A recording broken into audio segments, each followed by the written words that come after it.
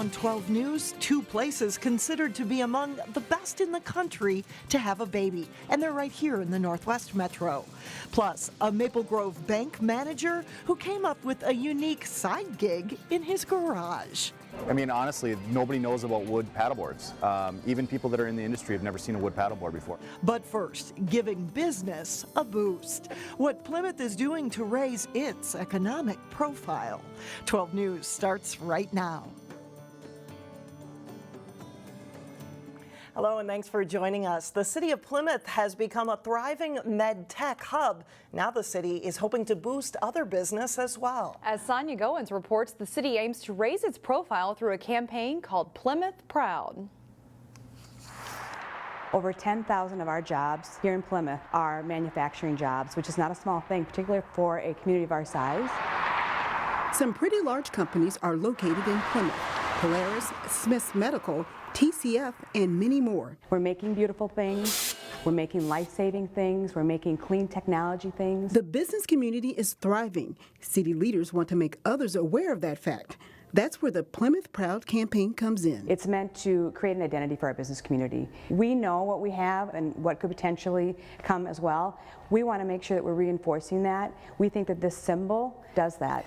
Plymouth really has a lot to be proud of. It's the state's fourth largest economy and home to 53,000 jobs. Local residents should care about that because it makes things easier on their wallets. Our business community makes up 19% of our tax property value, but it pays 31% of our tax base. That's significant because it lowers their taxes.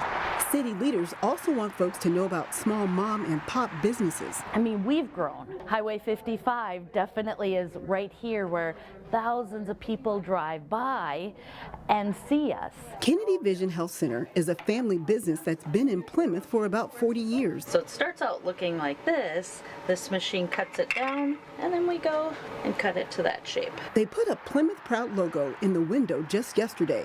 They hope others will see why they love it here. Proud to be part of this great community and just the wonderful events and things that the community does for all of the families here. Officials are hoping the Plymouth Proud initiative will not only lift up businesses that are already here, but attract other companies too. If they feel good about where they are and other businesses recognize that, they want to be there too. In Plymouth, Sonia Goins, 12 News.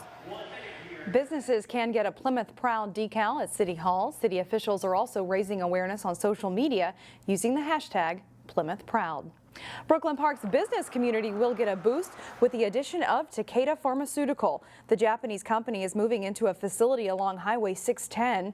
On Monday, the Brooklyn Park City Council will take up a resolution to seek $2 million in state funds to help Takeda grow jobs. In the next 3 to 4 years, Takeda plans to add 190 jobs with salaries starting around $100,000. Authorities are looking for a level 3 sex offender who has ties to Golden Valley. The Minnesota Department of Corrections says 66-year-old Douglas Peterson escaped from his supervised release program in Minneapolis. Peterson is 6 feet tall and weighs 180 pounds. Authorities say if you see him, don't try to confront him, but rather call 911. Crystal police are reminding residents to lock their doors when leaving for work. In the past 4 weeks, police have investigated 2 midday break-ins in the eastern part of Crystal. They say burglars are looking for something they can grab easily, like laptops or tablets. Even though there's only been 2 break-ins, police have evidence of other attempts. From one of the burglaries, the officers followed footprints, and we could tell this person, looked like one person, had went to about 7 or 8 different houses, just going door to door, again, looking for an easy target, looking for something easy to get in and get what they want and get out. Police say report anything suspicious in your neighborhood and set a timer so a few lights in your house turn on during midday. Expectant parents can take comfort in our next story. And picking the hospital to have your baby is a huge decision. But as Eric Nelson found out, there are some very good options right here in the Northwest Metro. North Memorial Hospital has a knack for producing happy birthdays. We're quite committed to dad's experience, mom's experience, baby's experience. Based on patient feedback, the Women's Choice Award has listed the Robbinsdale facility as one of the top 431 hospitals in the U.S. to have a baby in. We think the great things about North Memorial really shine through in this award. North Memorial likes being a baby-centric place. and to earn this honor by focusing on some key areas. The award recognizes our high level of provider and patient communication, our commitment to patient safety, and consumer satisfaction with the obstetrics process. Valerie Cork of New Hope gave birth to a baby girl on Wednesday. It was good though, like it was a good delivery, very good delivery, fast delivery. Cork says doctors at North Memorial did a good job keeping her calm and at ease. They was good with like keeping the nerves down, talking me through everything, laughing and joking and giggling and making jokes so that way I was okay. Of course, positive baby talk is exactly the kind of publicity North Memorial covets. We would love to be called the Stork Hospital, yeah, that'd be awesome. There were a total of 17 Minnesota hospitals on the list. Another one of them is right here, Maple Grove Hospital, which is also ranked as a great place to have a baby. I'm Eric Nelson, Channel 12 News. In 2014, the Maple Grove Hospital delivered more than 3,900 babies. That was the second highest in the state. Abbott Northwestern in Minneapolis delivered the most. And there is a celebration underway in downtown Robbinsdale. You are looking at a live view from Wicked Wort Brewery, which just opened its doors a few minutes ago. The new brewery has 4 beers on tap for its opening, but they are hoping to add more by the end of the month. You must be 21 to enter the brewery. You can also bring in food from neighboring restaurants. You can see a crowd already starting to gather over there in Robbinsdale. Later tonight will probably be the place to be. After work, that's right. Coming up, part sports equipment, part work of art. Meet the man who has found a niche making paddleboards. And then later in sports, a strong Wayzata squad battles Hopkins in Lake Conference Gymnastics. But first, no weather worries here this weekend. It is expected to be quiet and mild. We'll be right back.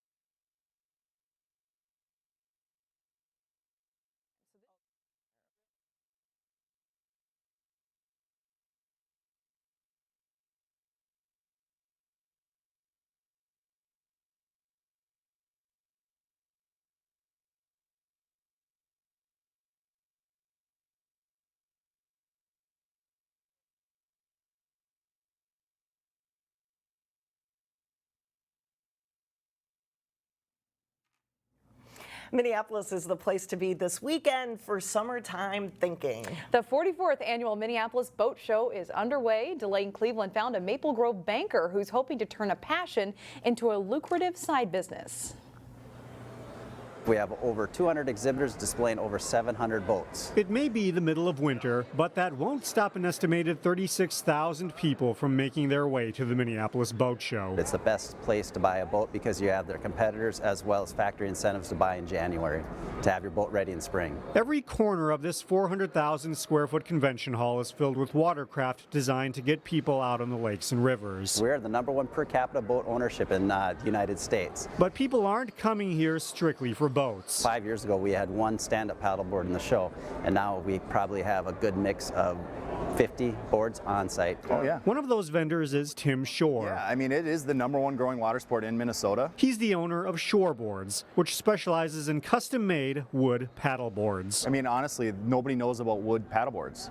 Even people that are in the industry have never seen a wood paddleboard before, so it is kind of unique, and we just want to educate people that there's another option. It's a business that began when he attempted to make his own board by hand. So basically, this was the first board that I made back in 2013. He ended up falling in love with the board and the process. This was back in the day when I did vinyl decal. Now I've gone all wood decals and wood inlays. Shore builds every paddleboard by hand. I had no previous woodworking experience at all, but it was all research development, a lot of YouTube. Each one takes about a month to complete, in part because he does most of the work on his own, but also because he manages a Maple Grove bank during the day. Yet despite the hard work involved, this part-time job has turned into a passion project. There is definitely a labor of love with this. Now he hopes the demand for wooden paddleboards catches on, just in case he's not quitting his day job. No, I don't plan on leaving the bank job anytime soon. In Minneapolis, Delane Cleveland, 12 News.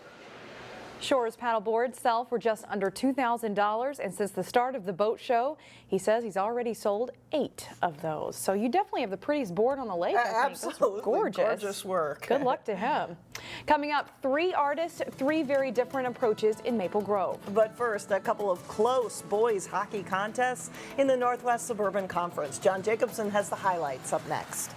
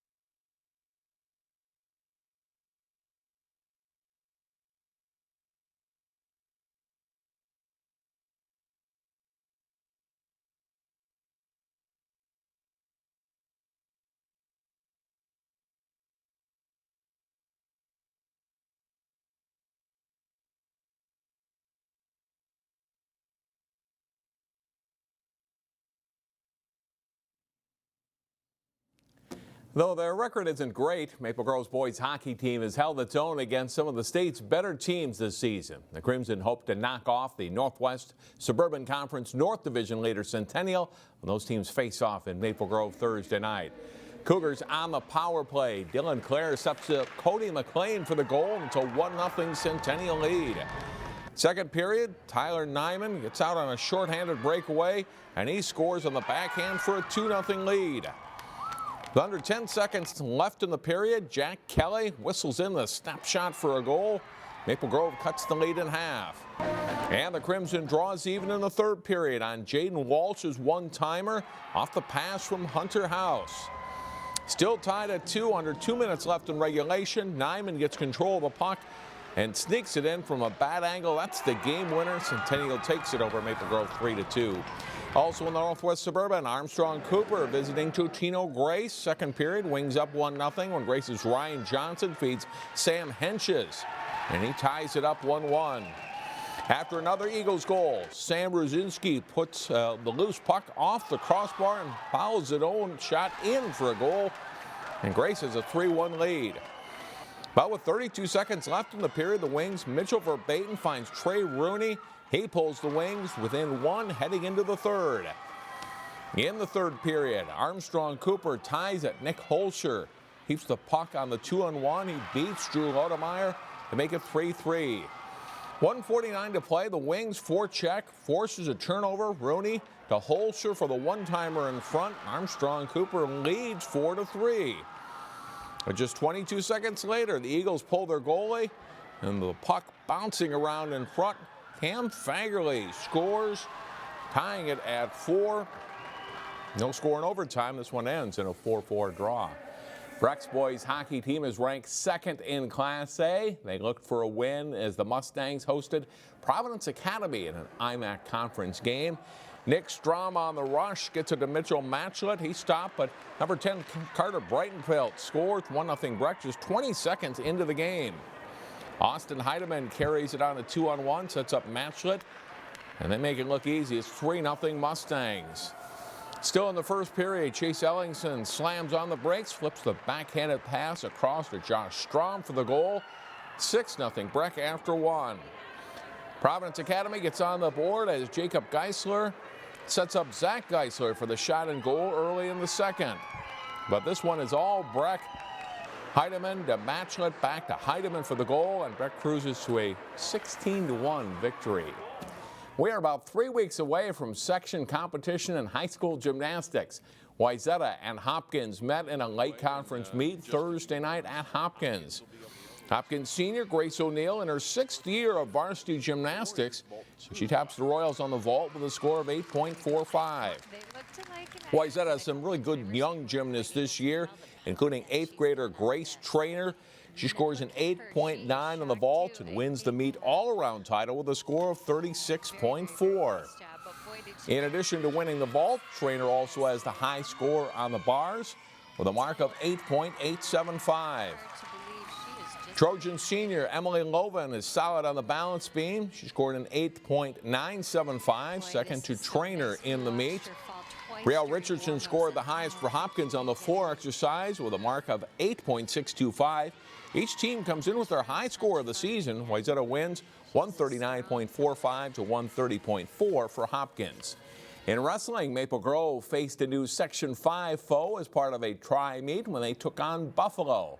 Buffalo's in black, and they start the match with 2 wins. Tommy Sampson gets a reversal here against Michael Worley on the way to a 5-3 decision as the Bison take a 6-0 lead. Gavin Peterson turns to tide for Maple Grove. He locks the cradle, the pin at Nathan DeMaris at 120 to even the match 6-6.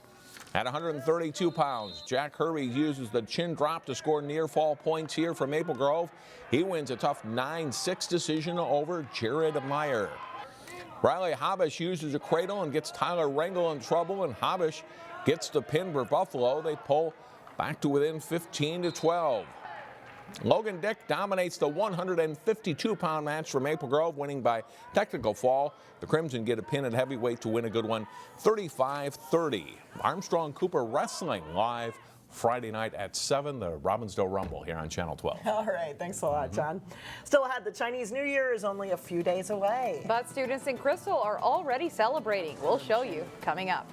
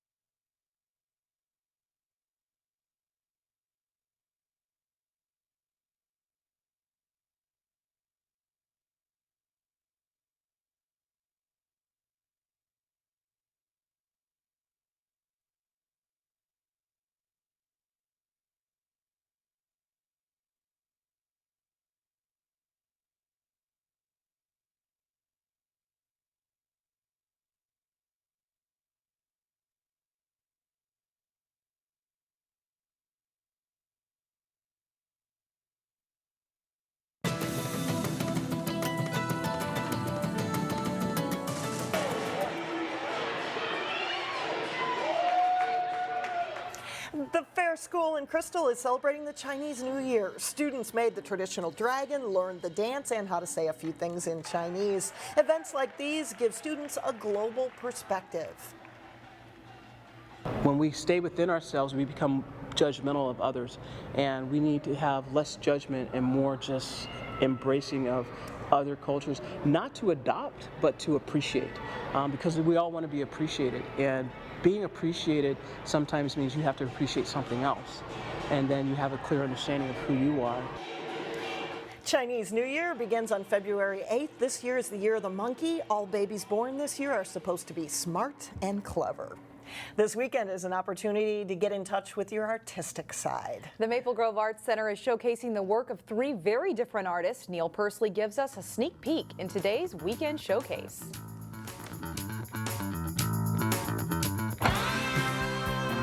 Well, to kick off our 2016 gallery show schedule, we have decided to pair 3 artists together in a new group exhibition called New Perspectives. The Maple Grove Arts Center never disappoints. This time, the 3 artists featured offer very different styles, one of which may intrigue you more than the next. The artists are Marie Tribeck, who you see behind me, and Leo Benvenuti and Jack Benvenuti, who are a father and son duo. Leo Benvenuti's work is very abstract, so don't forget to pack your imagination before you see the show. He is a comedian and screenwriter by trade, so he's very enveloped in the arts, and his artwork is an outward expression of what he may be feeling inside with all that chaos and artistic creativity going all the time. His son Jack Benvenuti offers a little lighter fare interspersed with some social commentary. And he does more street art graffiti, and it's very witty. There's lots of fun pieces, lots of tongue-in-cheek kind of things. We see a lot of his artwork has a lot of detail, which is really hard to get with spray paint. So the quality of work that Jack has produced is amazing. Finally, Marie Tribeck offers interesting, calming perspective on her world that pretty much subtracts red from the color wheel. Marie Tribeck has been long plagued with illness and chronic pain, and because of that, she sees the world a little differently. So a lot of her artwork is tinged yellow or green, and that's how she sees the world. Her hues are soothing and her scenes tranquil. In the yellows and blues and greens, she does a good job with light and shadow. So not everybody's going to get the graffiti art. They might not understand the joke, but you can definitely appreciate the mediums, and you can definitely appreciate the artwork and creativity that went in behind all of these paintings. New Perspectives is rated C for colorful. From Maple Grove Arts Center, I'm Neil Persley, 12 News. Oh, Neil, the exhibit runs through the end of the month, and for more information, you can check out maplegroveartscenter.org. That's all the time we have for now. Thanks for joining us, everybody. Have a great weekend.